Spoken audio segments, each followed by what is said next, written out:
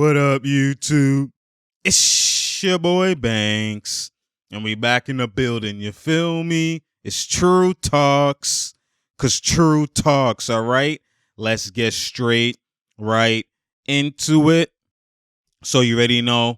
Obviously, last night was definitely an important game because the Warriors advanced to the NBA Finals, the 2022 NBA Finals. They're the first team to advance out the West, and it was definitely what Elite looks like. Just the whole series, beating the Mavs in 5. I thought they would beat them in 5 anyways, but it's too much for especially putting in Luka to guard. Like, he has to guard all these actions, just to guard all this movement, all this just the movement that they do, constant movement. Wiggins attacking Luka, you know what I'm saying, had a series, one hell of a series as well too. So it's just like, it's funny to see a lot of the narratives that people kind of run with just get debunked in just one series, right? And we'll go into the context with everything, but for the most part, again, like, the fact that the Warriors, this is their 6th finals in 8 years, I'm pretty sure, like, that's what Elite looks like. Dog, that's tough, man. As a dynasty, like, even though they've won 3, right? They won 3 out of the 6, but again, just being dynamic in that sense where, you had multiple different versions of the Warriors. That's when you understand it's a true dynasty. That's why a lot of people credit the Spurs. Like, when you see their dynasty, how many times they won rings and went to the finals in that 10-year span, with seeing the changes that the Spurs went through, where you have Tim Duncan at the head, and then it's Dave Robinson, Tim Duncan, then you get Tim Duncan, Tony Parker, then you add Ginobili, then you add the trio, then you flip it to where now it's Kawhi, right? And then it's a more of a team collective monster, where you could just see they had multiple versions. Now, not even getting to their offense, where it was just Tim Duncan post up, everything else second. Then Tony Parker running through with the Tim Duncan. Then now you have a full movement up tempo. Danny Green hitting threes. You know what I'm saying? Kawhi snapping. Anybody, Boris Dale. A lot of you see multiple different versions, and you see Popovich adjust. So it's like, you could give credit where it's like, okay, it's not just because of this one player. That's why this team is here, right? You could see that there's multiple versions. There's obviously a team game, but multiple versions of that team is definitely where, like, okay, this is a true dynasty. And you're seeing that with the Warriors. You see the Splash Brothers, beforehand at the beginning, and then, you see them transition. Obviously, they had the 73-9, and then the year before that, where they actually won 2015. Granted, it was due to, Kyrie and Kevin Love being injured, but then you see them now transition to get KD. Then you see them how they go 3 straight finals, one obviously with KD injured. Then now, KD's out, and you see how, they go through injuries, Clay going through injuries, and then all of a sudden, Clay comes back after 2 injuries, after 2 years, and then they're right back at to the finals in his first year back, and he didn't even play the full season. He played half the season. So you could just see where it's like, okay, making trades for Andrew Wiggins, like, adjusting. It's not just the same, but they have their blueprint, but they're fine-tuned it, right? Jordan Poole, like, you know what I mean? Like, you're seeing multiple versions of the Warriors, basically 3 versions of the Warriors, right? So, and they go to the finals 6 times in 8 years. That's credit to, obviously, Steve Kerr, credit to the front office as well, obviously. And again, too, to Steph Curry, Klay Thompson, allowing people to come in, come out, you know what I'm saying, having off-ball movement, letting Mans eat, letting Jordan Poole eat, letting Andrew Wiggins eat. It's not like, oh, it's just me, Steph, having the ball. Draymond Green being that glue, being that role player that never changes. And just, they find a elite system, and they found elite roles for everybody where everybody could thrive. And that's where, this is what Elite looks like, and it's a true dynasty. So you got to tip your hats off where, and give credit where credit is due. And again, is what Elite looks like. But again, like, that's why I'm more so happy for Klay Thompson, man. Like, to be injured and just to be out, and then not knowing if you could be the same, and especially when you come back, and he had 2 major injuries, ACL, and then right after that you have Achilles, right? And you're like, you see KD go through the Achilles, so you could see, you know what I mean? But he's taller, could shoot over everybody. But I knew Klay Thompson would be okay because he injured the non-dominant leg. Anytime you injure the non-dominant leg, the history shows that you're going to most likely be, especially with new medicine and stuff like that, you're going to most likely be closer to what you used to be, right? And he injured his right leg. Dominant leg is the left. That's why you still see him punching with the one left leg. Same with KD, injured the right leg, non-dominant leg. Right, for a right-handed player, your left leg is your dominant leg. That's your takeoff leg, your explosive leg. Your right leg is still there, but you're more explosive, takeoff leg, having the bounce, all of that is your left leg. So right hand layup, left leg, all of that, right? So when you look at that, I kind of knew, okay, there's at least some optimism that you could have, you could be positive with this injury. So Klay coming back, and then not only that, coming back right into the gate, the team was already fighting for, 1, 2, 3 seed already when he was coming back. And they already were, they're being a well-oiled machine, but getting inserted into that and then still finding his groove, having, going through ups and downs. He had some times where it wasn't the greatest, where he was struggling shooting, just getting familiar and getting used to that, where people were like, oh, Klay's not the same. And they were doing all of that. And I'm like, just be patient. Game 6 Klay is always going to be there. When you have that ability and when you have that eliteness, like, man, it doesn't leave you. You just have to get familiar. You just have to, it's like riding a bike. You just got to, when you first have you ever ride a bike for 10 years and now you go ride the bike, you're just kind of like, okay, you might stumble a little bit. You might, and then once get that groove, now you go downhill, now you letting go, no hands, pause, and you know what I mean, and you just riding, and it's just elite. You can go uphill, you're doing all that type of stuff. So pause all of that, but it's like riding the bike. You just got to get it's just muscle memory. When you get back to that, and now you get the familiarity, and you get the crowd and the up tempo and then the fatigue. Like there's so many things that go into, especially with these guys that move off the ball a lot, like that conditioning. Like there's so many things that go into the shooting. It's not just the shooting, right? It's the ability all around overall. So when you look at that, and then the offense, the flow, like just having Klay Thompson back in the finals in his first year back, I know he's definitely happy. That's why he almost got emotional and he held it back. You know what I mean? He's like, nah, I'm not gonna cry, fam. But he maybe in the back he will, but at the end of the day, it's what elite looks like. I'm happy for him, man. I'm happy for him. Now, again, there's always a part of me that even when I see this, I'm kind of like, okay, you know what? The Mavs, like, I already knew it was gonna be like this. Is why I said the Mavs offense is designed for failure. It's designed to not have it go further as you could go. Unless you have like elite all-stars that when you pass them, it don't matter if they have rhythm or not, they gonna catch and shoot. And that's what the fan base and everybody's complaining, and that's what they want to see, right? Because again, they're used to seeing LeBron run the same, not exactly offense like this, but it's all me, run pick and roll. I'm gonna go downhill, I'm gonna go to work, and when I pass it to you, get a bucket. He still let Kyrie ISO here and there and stuff like that. Wade ISO here and there and stuff like that, but for the most part, it's the same broad offense, and you have elite shooters. You have guys who used to be superstars. They're not just role player shooters, right? They're for the bright lights. You have the Mike Millers, like you used to be elite. You know what I'm saying? All-star caliber player playing as a role player. Ray Allen, all-star superstar caliber player playing as a role player, right? You got Chris Bosh that kind of deferred. He's even playing more of a role, but he was also a superstar in his right with Toronto, right? So you understand, like, he has elite caliber players playing a back end role, and then he has the role players who are above average role players like Mario Chalmers, all those type of guys, right? So when you look at it, they don't need rhythm. LeBron could run that offense. It don't matter. Same thing goes when he went to Cleveland, which is why he found the blueprint and was going to replicate it.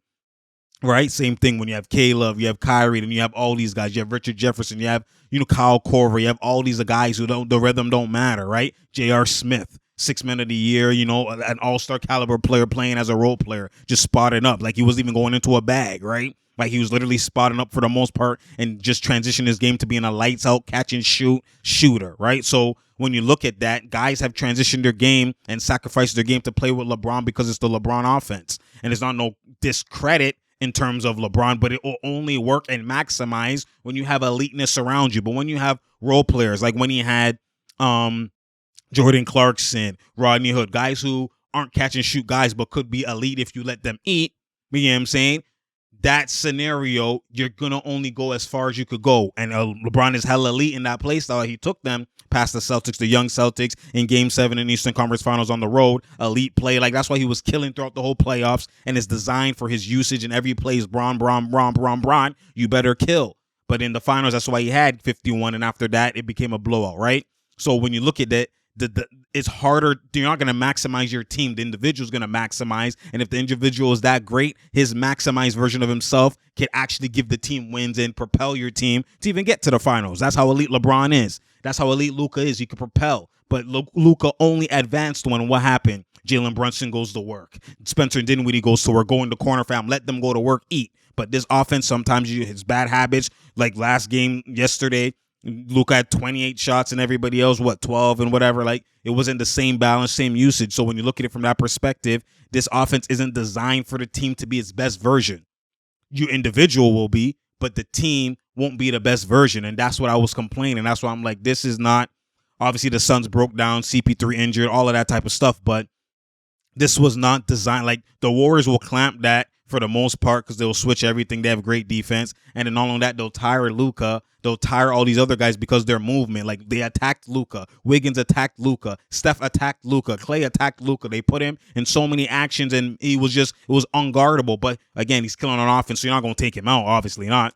But they attacked Luka. Like, running around, all those movements, multiple actions, just, is unguardable when you don't have the personnel to switch everything. When you have multiple weaker defenders in that rotation or in that defense, you're going to get abused. You have to be on a string. You have to be defensive continuity. You have to be talking. You have to have the capability to actually, if we switch everything, can the center guard this pinch guy? Can the center guard Steph Curry? Can the power forward guard Steph Curry? And that's why Boston is going to, if they go to the finals, which they should be, that's going to be a great finals matchup. Like, that's going to be, like, out of all this second round conference finals and some of the second round that was kind of just blowouts and stuff like that, for the most part, this finals is going to redeem this playoffs. If the Celtics go, the Heat, that's a different discussion. But if the Celtics go, like, they have bucket getters, they have guys who can shoot 3-and-D. Like, now the Celtics are more similar to what the Suns were, which is why this is why I wanted, if the Suns beat the Mavs, was going to be a perfect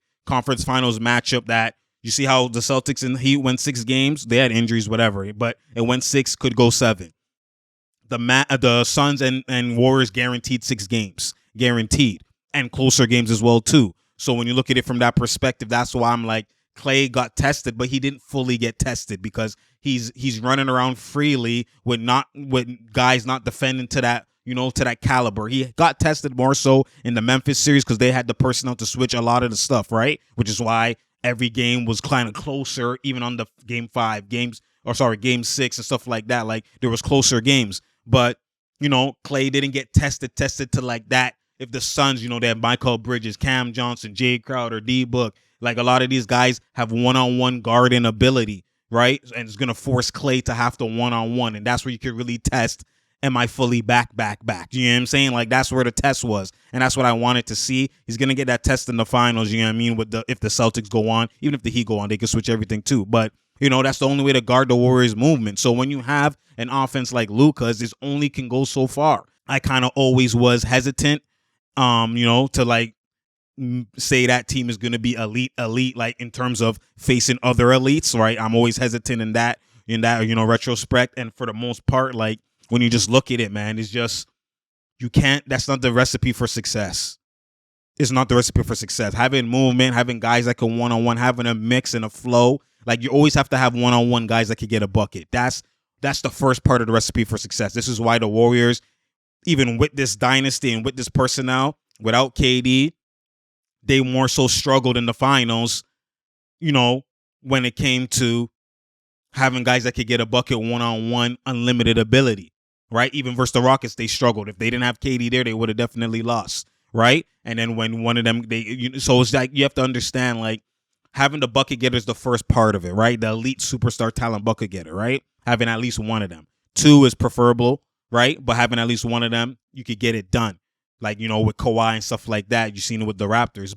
And then having the team around you where there's still movement. That one bucket getter doesn't mean every play is in his hands to one-on-one. Those are situationals. If it's 5 on the clock, you give it to him, he can create something out of nothing. Or he's playing off the ball. Let the other guys run their sets. Now they're paying attention to the guy in the corner so much, Kawhi or KD or whoever, that now these actions that man's is running, they're not, it's more easier for them to do it because you're paying attention to that bucket getter at all times right there, especially if he could shoot. So when you look at it from that perspective, just having these actions, having these movements, having a mix of both is always the best case scenario where the team will be maximized to its highest ability. And that's where now, okay, we can really be a contender. Oh, yeah, we can really win a title. Oh, yeah, we could really go to the conference finals. Like, you maximize your team, even if the team's roster was here. The way you use them, they can actually overachieve and maximize. And that's what I'm saying with the Luka offense. Yes, oh my God, he doesn't have an all-star. He doesn't have this. Yes, LeBron, when he was in the finals with Jordan Clarkson and Rodney Hood and all those guys, he doesn't have another all-star and whatever, with Caleb and all those guys. Well, Caleb was an all-star, but the other guys, right? If you actually played off the ball, Bron, if you actually played off the ball, Luka, and let those guys eat, let Jordan Clarkson get a bucket, let him eat, let him be the best version of himself where they can shot create and whatever, you will maximize that version of your team to be in a higher point where maybe you don't beat the Warriors in the finals, but maybe it goes to 6 games. Maybe it goes to 5. You know what I mean? Like, there's difference. You can maximize every situation. It's the same thing with Russell Westbrook. They not making the playoffs. There's no excuse for that. Not even the playing. But if you play different, let Russell run the ball. Let Bron go off the ball, go into the post, stuff like that. Cut. Advance your game and off the ball movements. Being a skilled player, not just having the ball in your hand. Then you can maximize. Maybe you don't win a ring, but maybe you're the 6th seed. Maybe you're even in the plane. You maximize your situation, and that's what I'm talking about, right? That's what I'm talking about. People don't understand that, right? So Luka, again, this could have been a 6-game series if he maximized it, but I thought that it's going to be hard regardless because even though that Luka offense he did try and they were ISO and whatever, for the most part, this was a team, a system deficiency, a system. It didn't match. One is doing moving where they can score at ease all the time, and you have to guard, ISO here and there when they're forced to, and then the other team is just ISO on their own. They're not even running actions. Like, it's so easy to guard. It's just ISO versus elite defenders, right? That's why I wanted the Suns to be there. And matchups make everything in the playoffs. It's the same thing where the Nets face the Celtics, a bad matchup. But if they match up versus the Bucks, it would have been a whole different story because the Bucks play drop coverage. They don't trap like this. Matchups make everything. Their centers aren't like active hands. Their centers are real centers where they're slower. Right? Bobby Portis, Lopez, Giannis, right? They play drop coverage. They don't active hands. They're like bigs. Where the bigs with the Celtics, where you have Horford, you have Tice, they're more mobile, have active hands, Grant Williams, stuff like. For the most part, man, I'm definitely excited to see the Warriors, in the finals. Obviously, like I said, I wish they had a better matchup in the conference finals versus the Suns, but that's for another day. Maybe next year, I don't know, we'll see. And Kawhi and them come back as well too. But for the most part, we're going to, I hope, that the Celtics go. I had the Celtics in 6, so I kind of even Draymond saying they probably going to see the Celtics. That could put pressure, all that type of stuff. But, I think that they're going to handle their business. And for the most part, if the Celtics face the Warriors in the finals, I'm going to do definitely a preview of that. And in the finals, it's going to be a breakdown every single game, especially now there's space too in between. Like, it's going to be a breakdown every single game. And, we're going to show the clips and all of that and actually do a breakdown. Like, we're going to get, especially for the finals. I'm excited for that finals matchup because, again, now you could really test the Warriors. You could really test the Celtics where it's like I said, you could switch everything, really force Steph to one-on-one. You could really force mans to be in their weakness, and that's where you really see who is who. That's really see who is who, and I want to see that. I want to see mans be tested. I want to see elite competition where, Marcus Smart switches on that screen. Is Steph going on one-on-one? He's going to keep passing. They switch everything. Mobility, capability. Tatum has defense. Brown has defense, right? Or Al Horford could even on the switches could cover. Grant Williams as well. You know what I mean? We're going to see that. Jordan Poole's going to have to really go off. Wiggins is going to have to really, you're going to see a lot of that. And then on the flip side, with the Celtics, they have one-on-one guys. You already know Tatum and Brown are the 2 one-on-one guys. And they have guys who can shoot, have proven that they can shoot. Right? And that's how they've been blowing out the Heat. They've been hitting shots. Right? Grant Williams, Horford, all the list goes on. So, even Pritchard, guys like this. So, and they have just great defense, both teams. So, great defense, both teams, and then they actually have good offense, both teams. Obviously, Warriors have more movement, but again, like I said, when you have 2 dynamic dual bucket getters like that, the movement don't necessarily have to be, you just have to have movement in terms of when I beat my defender, I move the ball. It doesn't have to be all these actions happening, but if I beat my defender and we move the ball off the ISO, it's different.